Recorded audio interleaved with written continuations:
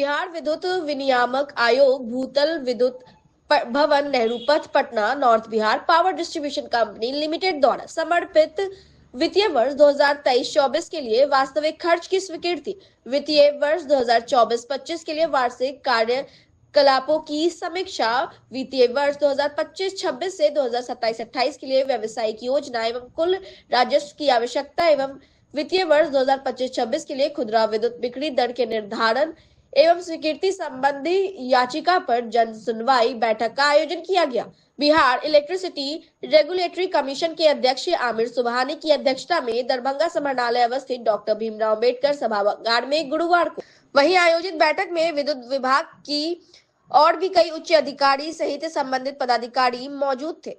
आयोजित बैठक के संबंध में हमारे संवाददाता ने बिहार इलेक्ट्रिसिटी रेगुलेटरी के अध्यक्ष आमिर सुबहानी से बात की तो उन्होंने कहा कि खुदरा विद्युत दरों की निर्धारण के लिए यह जन सुनवाई साल में एक बार यह आयोग डिस्ट्रीब्यूशन कंपनी के प्रस्ताव पर हर श्रेणी के उपभोक्ताओं के लिए खुदरा बिजली दर का निर्धारण करता है।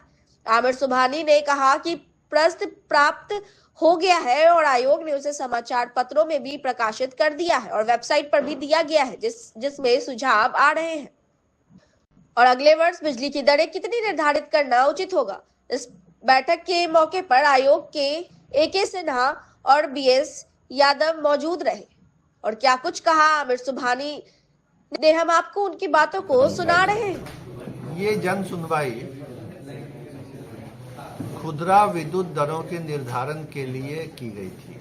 साल में एक बार ये आयोग डिस्ट्रीब्यूशन कंपनी के प्रस्ताव पर हर श्रेणी के उपभोक्ता के लिए खुदरा बिजली दर का निर्धारण करता है और वो प्रस्ताव प्राप्त हो गया है। आयोग ने उसको समाचार पत्रों में प्रकाशित कर दिया है, वेबसाइट पर दिया हुआ है और सुझाव आ रहे हैं। आज आयोग उन प्रस्तावों पर सुझाव लेने के लिए आया है कि अगले वर्ष बिजली की दरें कितनी निर्धारित करना उचित होगा और उस पर जो सुझाव मिले वो हमने नोट किए हैं, आयोग ने नोट किया है।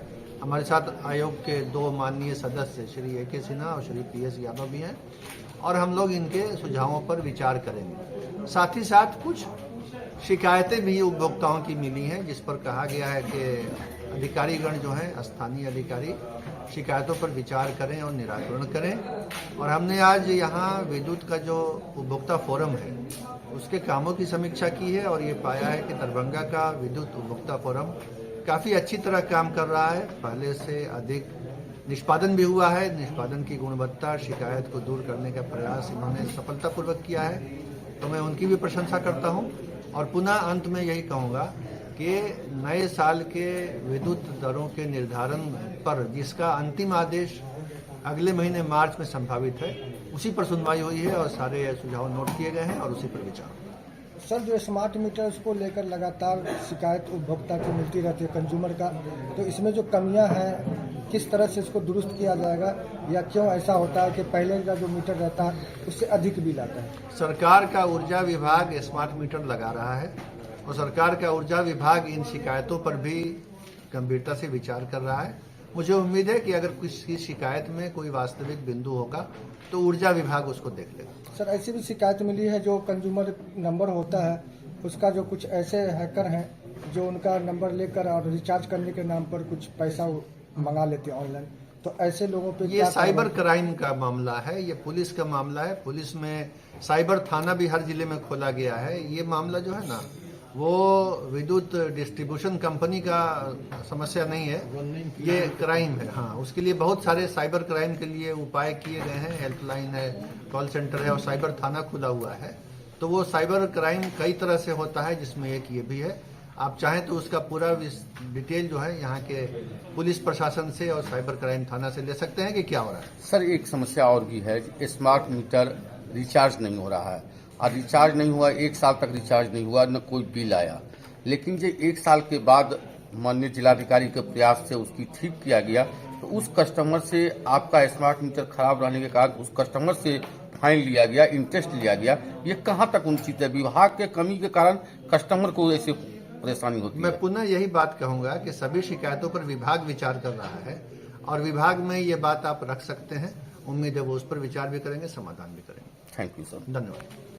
जिला स्तरीय परामर्शदात्री समीक्षा समिति की सितंबर एवं दिसंबर 2024 की तिमाही बैठक का आयोजन किया गया। दरभंगा की लहरियासराय स्थित प्रेक्षागृह आर्ट एंड गैलरी में गुरुवार को वहीं आयोजित बैठक में उप विकास आयुक्त दरभंगा चित्रगुप्त कुमार, विधायक अजय चौधरी सहित बैंक के कई पदाधिकारी और संबंधित लोगों ने हिस्सा लिया।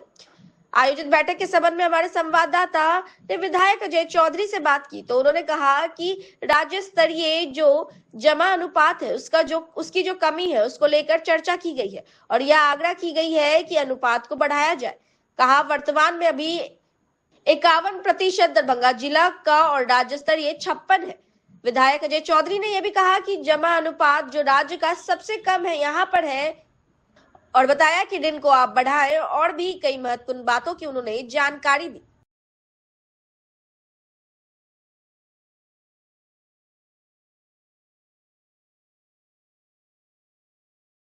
मुद्दों को लेकर क्या कुछ बात सामने आई? यहाँ पर जो राज्य स्तरीय जो कम से कम जो साख जमा अनुपात है उसका जो कमी है जिसको लेकर के यहाँ पर चर्चा हुई और यह आग्रह किया गया कि वह अनुपात को बढ़ाया जाए। अभी वर्तमान में 51% दरभंगा जिला का है और राज्य स्तरीय 56 है। तो हम लोगों ने कहा है कि राज्य स्तरीय 56 भी तो कम ही है, लेकिन कम से कम आप तो राज्य स्तरीय तो कम से कम बनिए। मेरी जानकारी के अनुसार से यहाँ पर जो शाखा जमा अनुपात जो है सो आपको राज्य का सबसे कम यहाँ पर है साख जमा अनुपात। तो हम लोग ये नहीं कहें कि ऋण को आप बढ़ाइए, ऋण में आप नुक्ताचीनी करने के बदले में आप ऋण को बढ़ाइए। अभी सीतारमण वित्त मंत्री जी महोदय आई थी और इन्होंने इतने ऋण को दिया था, उसको भी अगर डिस्पर्स अगर आप लोग ठीक ढंग से कर देंगे तो यह भी अनुपात बढ़ जाएगा। तो इन्होंने आश्वासन दिया है कि हम उसको बढ़ा देंगे। जो कमी रह गई है क्या कुछ आवश्यकता है जो उसको आगे इसका इन्होंने आश्वासन दिया कि इस मार्च में जो अगली बैठक में ये लोग सारी समस्या का समाधान कर देंगे। बताइए रहती पूरे देश भर के साथ साथ दरभंगा में भी आज गुरुवार को शबे बारात का पर्व मनाया जा रहा है और शबे बारात पर्व को लेकर दरभंगा जिले के विभिन्न थाना क्षेत्र में सुरक्षा को मद्देनजर पुलिस गश्ती लगातार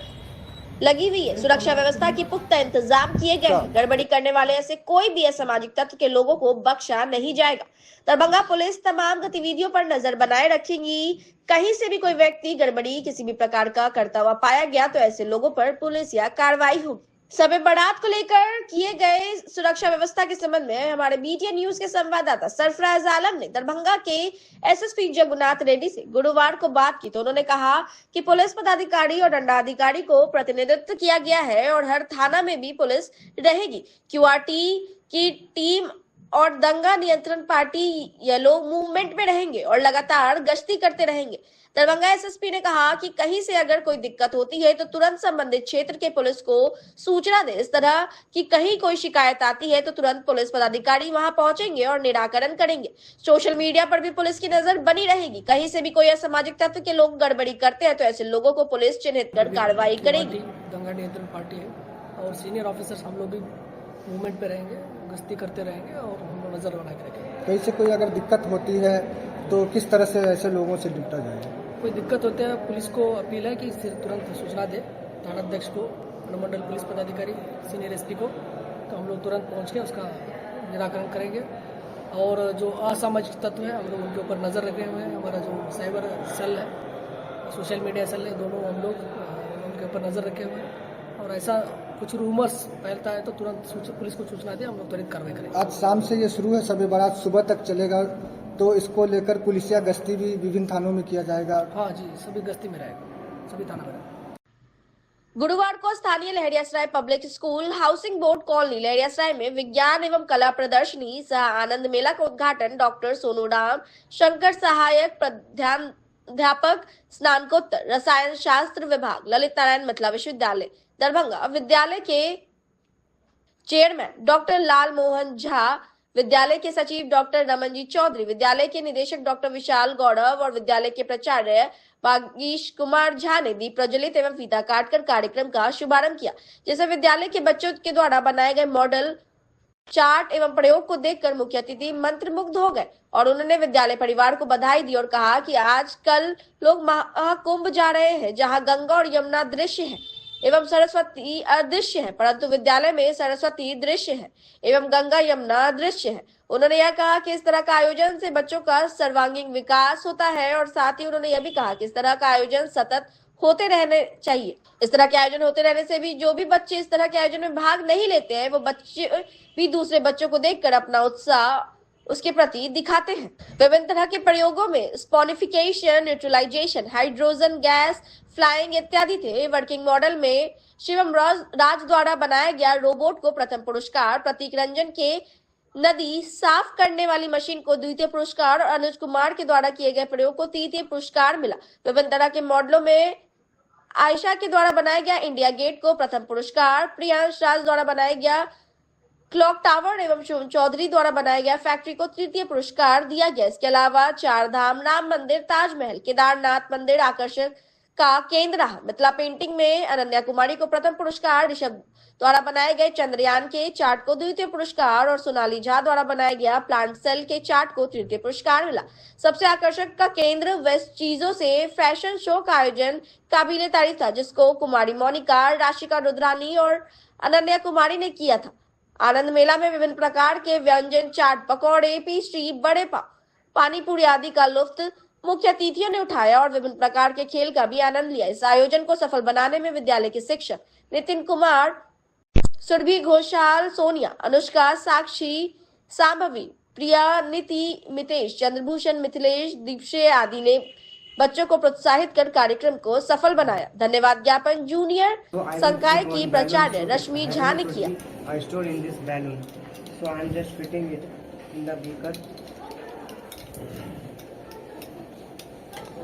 Now you can see the hydrogen gas is storing in this balloon. Really? And slowly the reaction is taking place in this beaker.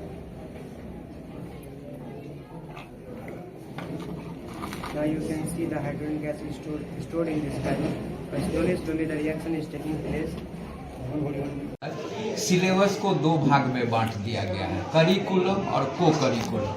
ये को करिकुलम का पाठ है, क्योंकि बच्चों का सर्वांगीण विकास तभी होता है क्योंकि हर घर में बच्चे को ट्यूशन दिया जाता है, तो फिर विद्यालय की आवश्यकता क्यों? तो विद्यालय की आवश्यकता इसलिए है जो यहाँ विभिन्न एज ग्रुप के बच्चों के साथ सबको अपना अपना ज्ञान का शेयर करने का, माने बांटने का मौका मिलता है।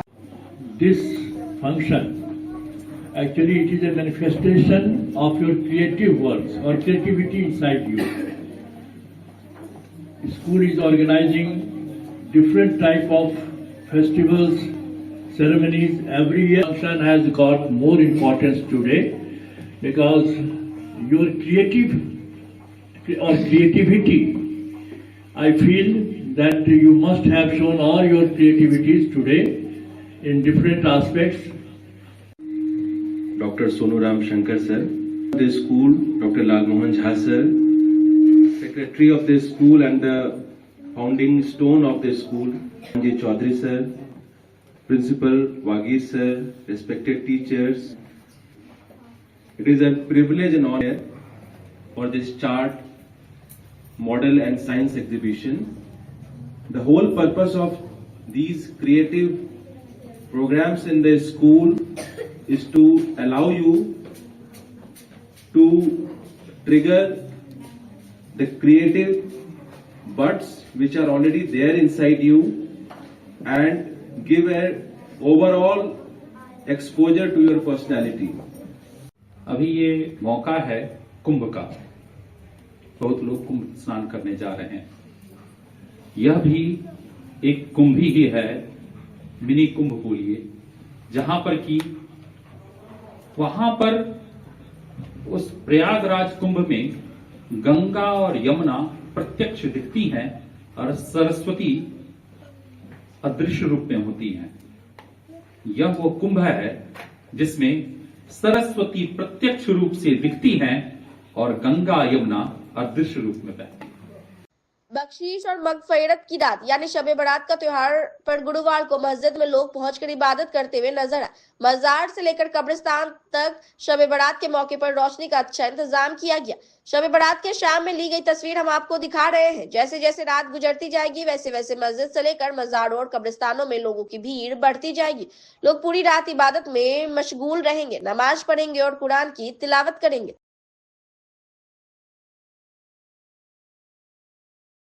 जी अस्सलामु अलैकुम वरहमतुल्लाहि वबरकातुहू।